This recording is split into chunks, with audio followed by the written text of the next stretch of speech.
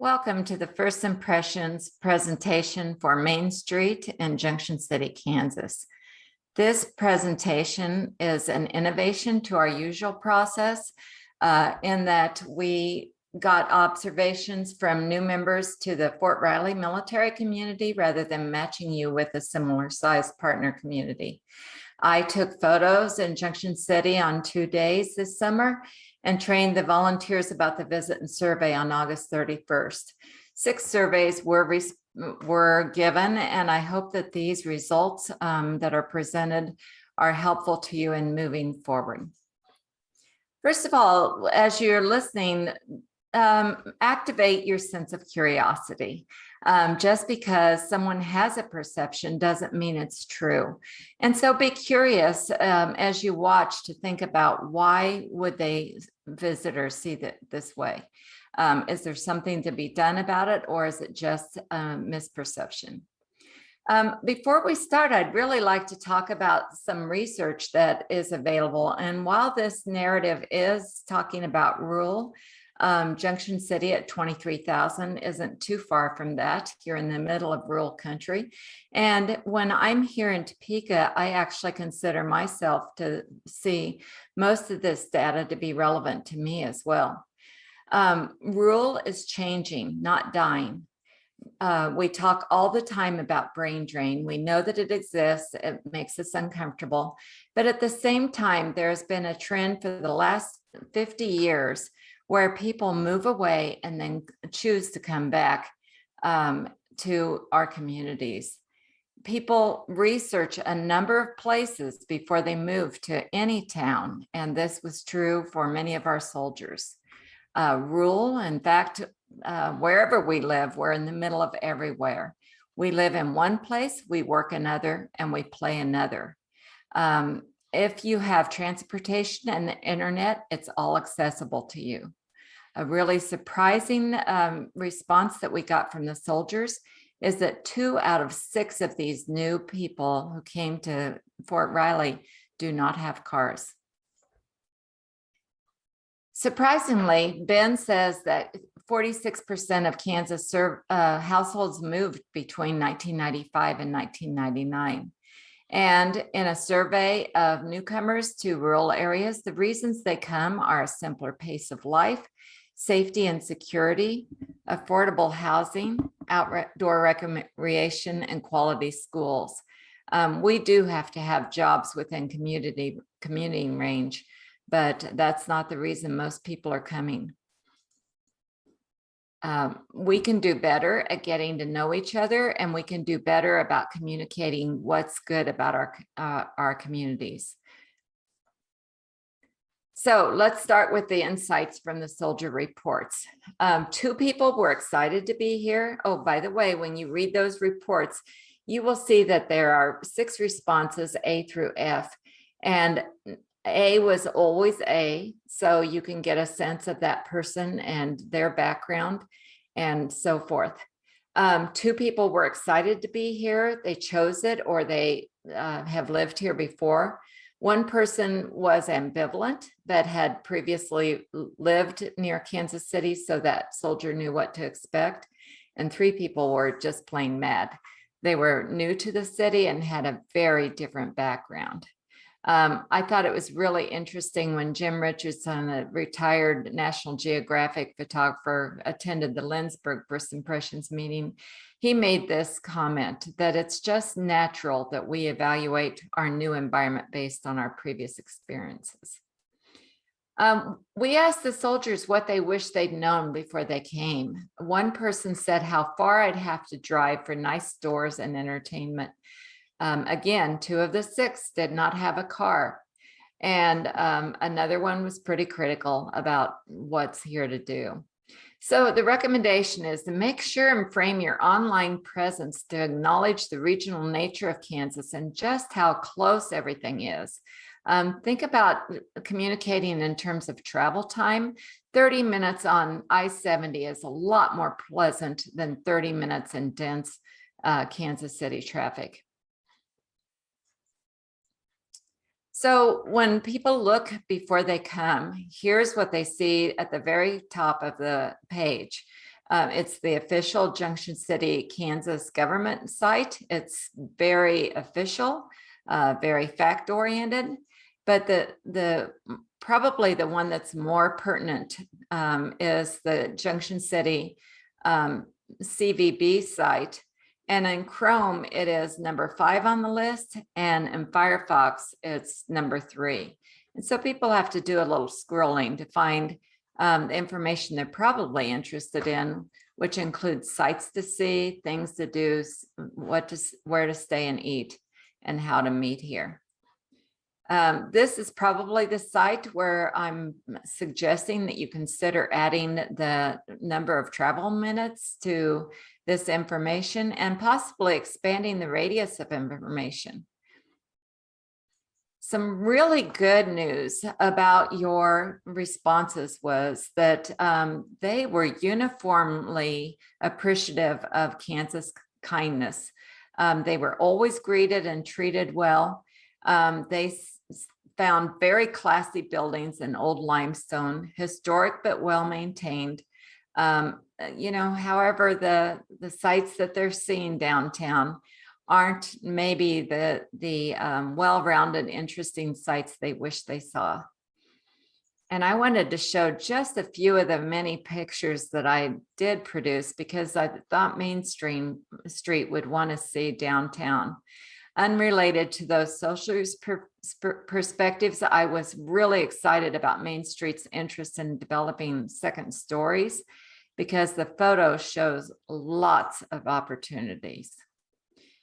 However, as I read your Main Street responses from your other survey, I did not read, maybe I misunderstood, but I did not read there the impact of empty nesters in the 3 communities I've seen that have had significant redevelopment in their second stories. They all came from empty nesters who moved downtown to downsize. They bought the building, they rehabbed it. They themselves sought to find somebody to inhabit at the first floor. They put in an elevator or reserved the space for one if they needed it later. And it made an impressive impact on the 3 cities that I'm aware of. One is my own city in downtown Topeka, population 125,000, Holton and Marion. Just Holton specifically had just a pretty dramatic impact, and did a loft open house that I was able to attend. But before I'd even known that they had done it, I saw for my own eyes that downtown had changed when there were more eyes on the street. Okay, this is the schools. Schools, as you heard from both your soldiers and from Ben Winchester, Dr. Winchester, schools are an important asset for people who are thinking about coming into school. Your soldiers had these comments: the buildings are nice, the streets are guarded, and the playgrounds are clean. Several of them had no children, and another said their kids go to school on post, which is a challenge for us to get good observations because of the insular nature of post living. I was a little bit put off by the idea that the streets are guarded. It's sort of like a neighborhood watch sign. It implies that maybe it's unsafe without a guard. So in the school websites, we always look to see if you're promoting what you have to offer prospective students. And I realize this is somebody else's perspective, but they are an important part of the community. It's pretty wordy. You have to catch it in the scrolling photos at the top of the first page, but there's a nice introduction here. A really good example of what I would love to see on every school website is something that tells us why you love your schools. It can be anecdotes, it can be photos of of school kids. I love the, a photo speaks 1,000 words. In this case, I just accidentally found Mound City, Missouri when I was doing Mound City, Kansas's first impressions, and noted that they did theirs in terms of data. But I've heard lots of stories about why people love their schools, and often it's about one particular teacher that has just commanded respect for all the students for their subject area. Childcare isn't a strength of first impressions, but it is an important aspect for economic development of downtown. We don't get great responses on childcare, and yours was no different. One person said, I live in Manhattan. Oh, another person said, my kids go to childcare on post. And another person, probably the person without kids, said, I see plenty of services available.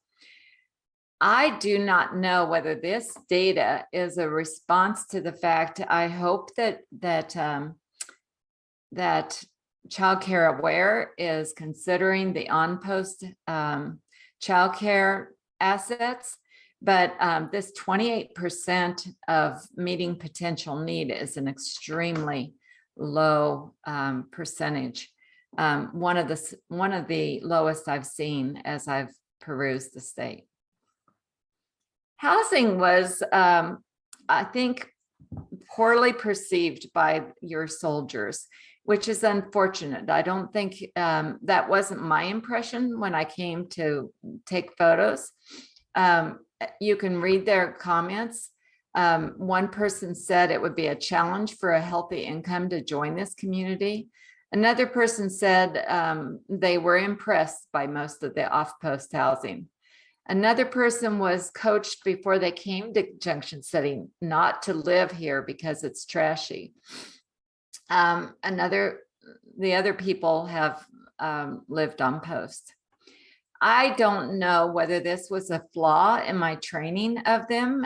We always assume that the visitors will actually go make a visit to the city, but it was obvious from the observations I heard that some of them did not make any extra efforts to go visit the sites that were included in the survey. So this was their impression of what they'd already seen as a soldier newly arrived in Junction City. The most positive thing that your soldiers reflected on, they were very appreciative of the outdoor life that is there, the walkways, the pathways, the access to other resources. And I loved reading, one person said the small town feel in Junction City makes you know that you can get involved and get to know major players and influencers in the area. And I wondered if that wasn't a outcome of this process. Certainly it was something I loved reading. The biggest challenges are the availability of entertainment, cleaning up the unattractive businesses near the post, attracting unique local businesses, bars, breweries, restaurants that aren't chains. I was struck as I read the Main Street report, how similar those responses were to the 450 responses you got in your survey. So the soldiers weren't too different. What will you remember when you leave Junction City? One person said they'll remember the nightlife. Another person said the roundabouts. Clearly they don't have those where they came. Local leaders are welcoming and friendly, giving it a great small town feel. And one respondent said, this is my first time in the Chamber of Commerce in any city. In summary, the soldier's perspective of what they were, this is one soldier's perspective of what he was looking for when he came as a soldier family and as a single family. And he enunciated that in houses, he was looking at safety, price, neighborhood, and style. For schools, he was looking at quality school districts. In terms of church, he was looking for a local place of worship. For activities, his kids are involved in gymnastics, ballet, and music. And the soldier was involved in the races and martial arts. And when he or she was a single soldier and in his 20s, I guess this is him, because his priority was girls, a place to meet girls, and drinking, something unique and fun, like a local brewery, distillery, restaurant, or other social places. Specifically, he said, like a bar playing a specific event like WFC fights. It occurs to me that something I've seen in Topeka's redevelopment is axe throwing. And I don't know whether you have that, but we've actually gotten two different places, and one of them is associated with a place to drink, which always strikes me as not particularly a good idea, but that's just this person. So going back to your things to do, when that soldier said he was looking for a place to meet girls, I wondered, I mean, clearly, ever since I was at K-State in the 70s, the soldiers quickly found Manhattan and Aggieville.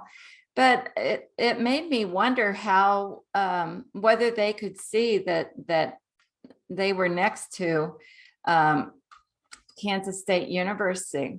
And the only allusion to that is, again, this Big 12 conference play. I wondered if it would be something for you to consider is to post what's great about K-State. And I've given you some examples here from K-State's Princeton reviews. Remember, in summary, we're in the middle of everywhere. You talk about the Flint Hills, Milford, and walking trails. You've already alluded to some museums that are there. We can't help what they are told before they get there, but we can help them if they, and we can't help them if they don't do any research.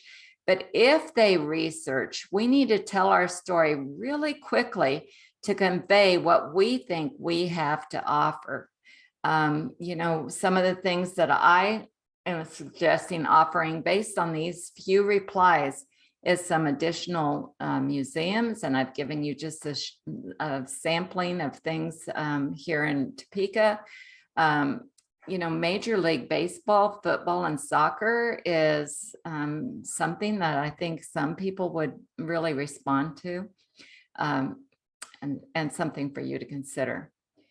I'd like to really thank the people who did this. We relied heavily on Craig Bender, the Director of Military Affairs, and Jerry Lonergan and Teresa Bramlage were extremely helpful. I know that you're going to be talking about this. I'm going to give you very quickly a few extra resources that I hope you'll consider.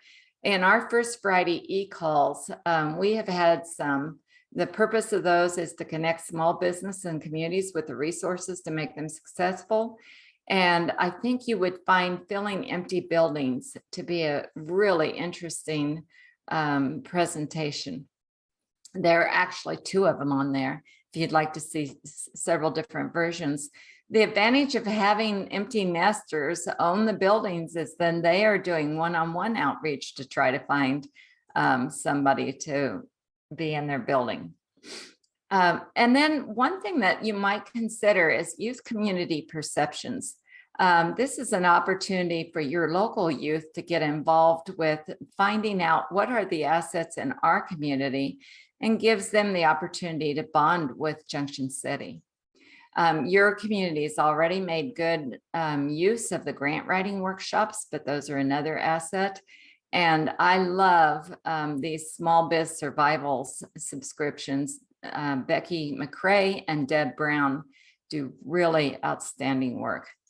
So there's some data here about Zoom towns, and I bet you've been watching the trends towards people moving farther and farther away from their jobs, so that because they have Zoom.